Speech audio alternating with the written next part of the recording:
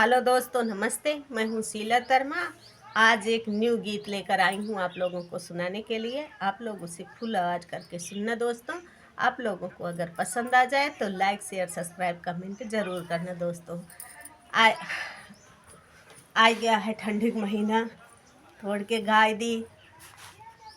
ठंडी सीजन के गाना है दोस्तों, ध्यान से सुनना आप लोग। हम हो जाता है आज बाजारे उजारे घूमे।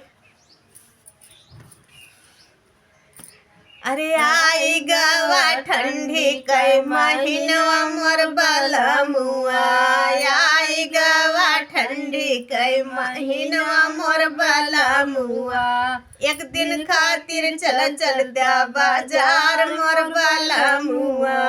एक दिन खातिर चल चल द्या बाजार मोर बलमुआ। बाजार मोर बलमुआ, बाजार मोर बलमुआ। एक दिन खातिर चल चल द्या बाजार मोर बलमुआ। सास के लैता सालवा ननद का स्वीटरवा। सास के लौता सालवा ननद का स्वीटरवा। हमका खातिर ले औता स्टॉल मोर बलमुआ। हमका खातिर ले औता स्टॉल मोर बलमुआ। आई गवा ठंडी के महीनवा मोर बलमुआ। आई गवा ठंडी के महीनवा मोर बलमुआ।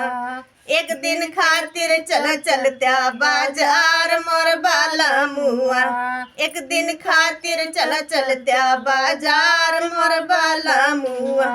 सास लौत्या जूतेवा ननद के ताई मोजेवा। सास के लौत्या जूतेवा ननद के ताई मोजेवा। हमरे खातिर ले औत्या जुराब मोर बलमुआ। हमरे खातिर ले औत्या जुराब मोर बलमुआ। आई गवा ठंडी के महीनवा मोर बलमुआ। आई गवा ठंडी के महीनवा मोर बलमुआ। महीनवा मोर बलमुआ, महीनवा मोर बलमुआ।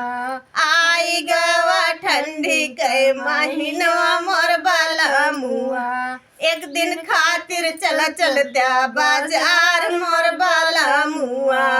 एक दिन खातिर चल चल द्या बाजार मोर बलमुआ। सास के लौत्या गद्दा ननद के ताई गलाईचा। सास के ताई लौत्या गद्दा ननद के ताई गलाईचा। हमरे खातिर ले औत्या राजाई मोर बलमुआ। हमरे खातिर ले औत्या राजाई मोर बलमुआ। एक दिन खातिर चल चल द्या बाजार मोर बलमुआ। एक दिन खातिर चल चल द्या बाजार मोर बलमुआ।